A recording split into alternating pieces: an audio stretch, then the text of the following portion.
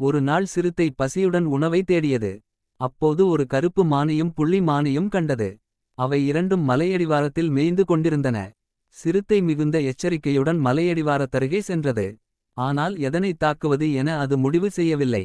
அதே நேரத்தில் சிறுத்தையை பார்த்த மான்கள் இரண்டும் வேகமாக ஓடின. பிறகு அவை இரண்டும் ஒரு இடத்தில் இடது வலது பாதைகளில் ஓடின. சிறுத்தை அந்த இடத்துக்கு வந்தது. எதை துரத்தலாம் என்று தயங்கி நின்றது. பிறகு சரி, கருப்பு மானை துரத்தலாம். அதன் இறைச்சிதான் சுவையாக இருக்கும் என்று முடிவு செய்து கருப்பு மானை துரத்தத் தொடங்கியது. ஆனால் அதற்குள் அது தொலைதூரம் ஓடிப் போய் விட்டது. உடனே சிறுத்தை, அது வேகமாக ஓடக்கூடிய மான். அதை பிடிக்க முடியாது. பசி வேறு அதிகமாகி விட்டது.